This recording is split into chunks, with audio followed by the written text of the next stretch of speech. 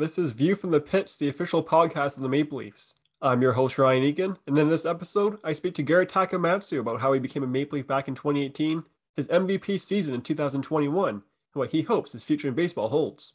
Here it is. All right, man, thanks for coming on today, man. Appreciate it. Thank you for having me. So going back to, obviously, coming to the IBL back in 2018, you spend time with the OBJs and you come to the Maple Leafs. What went into your decision to not only play in the IBL, but become a Maple Leaf? Well, Tops was my catching coach at OBJ, so he had a lot of influence there. And there was a lot of alumni from the program that went on to play there. And being new to catching, I thought it'd be a good opportunity to work with Reeves every day. And I learned a lot between him and Mara, so it was a great decision. I'm happy I made it. Yeah, and a lot of guys like you go on to play in the collegiate league or something like that, but you decided to play in the IBL, and you dominated that season. You won Rookie of the Year. It was outstanding. Just how surprised were you by, if at all, by just how dominant you were that season? I was going in there, wasn't expecting to play a whole lot, and um, like anywhere you go, you can adjust to the pitching pretty easily. There's a lot more mature guys, but my success too was being around a lot of the older guys that had pro experience. I was out there every game picking their brains before in BP, and they helped me out a lot. They told me what to look for when I was hitting, and they gave me a lot of protection as well. Right, and yeah, you mentioned that Maple Leafs lineup. You mentioned Justin Mara, and a lot of guys, if they look at collegiate league, and they say, "Okay, I'm going to play with guys my own age. I'm going to play with, I'm going to play a lot more games than 36 games that you play that season with the Maple Leafs." Just what are some of the pros and cons that go into, playing in the IBL as a collegiate guy, and maybe perhaps playing that collegiate summer league? Well, out of high school, I went and played in the collegiate league. I liked it a lot, but it was just a lot of games. And coming off of a college season already, when I went to go play for the Leafs, I was actually coming off an injury, so I was able to go home, rehab that injury to 100%, and play for a local team that was close by, and the competition was probably similar, if not better. So I thought it was more beneficial for me just to be in an environment I know, be close to home, so I can still rehab my shoulder and get a lot of quality reps.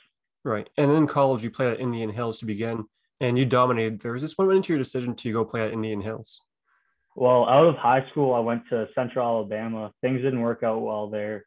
I got hurt about halfway through the season, decided to transfer. Kind of went out on a limb to Indian Hills. They were going through a coaching change, and when I got there, I gelled really well with the coach. The hitting coach taught me a lot. He's probably one of the best hitting coaches I had, and I got to credit a lot of my success that season to him. Right, and then you end up going to Oklahoma, and you dominated that one season that you played at Oklahoma. Obviously, you're back at Oklahoma now. Just making that transfer, what went into that decision to transfer and then transfer to Oklahoma?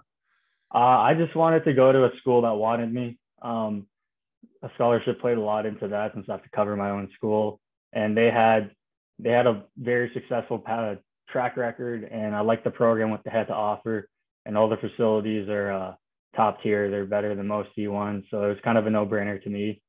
When we went and played there in JUCO, the coach showed me around, and I loved it. I fell in love there. Right, and we'll get into your 2021 IBL season, the MVP season that was. But last season, you ended up staying the whole season with the Maple Leafs because you weren't planning on going back to school. I remember talking to Topley, and he's like, we caught a bit of a break because obviously we have Takamatsu for the full season. Just what went into your decision to, at the time, not go back to school and then eventually making that decision to head back to college? Well, I graduated last year, but I had that one extra year eligibility because of COVID. My body was pretty beat up. I played the last half of the 2021 season with a broken hand, so I was pretty worn out. And even going to the Leafs, it was kind of a game time decision, especially with when the season was going to start. So I kind of took it day by day. Wasn't sure if I was going to keep on playing or not. And Tops was kind of bugging me throughout since I was home, and happy I went there. Had a great season. I had a great time, and I was actually supposed to go play in Australia after that, but that got canceled because of COVID. So once that happened, my coach called me about 2 weeks before our spring semester started, asked if I wanted to come back, and couldn't really say no to the opportunity, and I'm happy I came back here. Right. In that 2021 season that you had with the Maple Leafs, I was talking to Topley prior to the playoffs last season. He said if it wasn't for getting injured in 2020, that was going to be your breakout season in the IBL. It ended up being in 2021. So at what point in that season did you say, man, this is going to be an all-time great season for me? And, even though you have Castaldo and Justin Marr and Marcus Connect, all these different guys, it was you that was really leading the way offensively for the Maple Leafs. Yeah, I saw the lineup and I thought I was going to be more later in the lineup guy. I was going to just kind of hide in their shadows. But I'd say about halfway through, I was like, oh, I'm holding my own right now. And I was kind of leading most of the stats. So about halfway through, I realized that this was going to be a big season for me. And all of the guys, the teammates, were just super supportive. And that internal competition between us was really, really thrived. And especially at the end, me and Mara were kind of going back to back with each other. So it was a lot of fun. Right. And a lot of guys talk about Chrissy Pitts, like, oh, well, Takamatsu has these numbers because it's Chrissy Pitts. Justin Morrow has these numbers because it's Chrissy Pitts. But I remember when Costello got traded to the Baycats, I was talking to him a few seasons back, and he mentioned how it's kind of like a catch-22 playing at Chrissy Pitts because you kind of go up to the plate thinking you want to hit a home run. So how tough is it, if at all, playing at Chrissy Pitts and thinking, you just want to get on base, but at the same time, it's pretty easy to hit a home run at Chrissy Pitts. So how do you balance as a batter trying to just get on base and have a professional approach instead of just trying to hit one out? It's a blessing and a curse playing there for sure. I learned that the hard way my first season. I went up there, I was trying to hit home runs. I was like, oh, it's a small field. I can just pull it out of here, no problem. But if you have that mindset, you're going to get in a lot of trouble there, and that place can eat you up alive. Every day I just went in, trying to hit the ball as hard as I could, dead center. Didn't think about pulling. Wherever the ball went, it was wherever the ball went. Right. And that MVP season you had, obviously, the IBL just kind of posted a press release saying, hey, here's this guy won the MVP, this guy won this award, this guy won this one. But finding out you won the MVP, just how cool was that? Given, again, you talk about all those guys in that Maple Leafs lineup and a bunch of different guys across the league. They're talented players. Some guys that played minor league baseball, D1, all that. So just how cool was it to win the MVP last season? It was really cool. I was not expecting to win it at all. Maybe towards the end, I was looking at the numbers a bit, and if I knew what I had to do in order to kind of secure that up, but it was an honor to get MVP and just being recognized with those caliber of players. It was something special to me. Right. You're in the last season here in college now. You've been absolutely outstanding. Seems like every game you're either hitting a home run or having 2-3 hits. Just what kind of season are you having right now in Oklahoma? I started the season, I struggled a lot.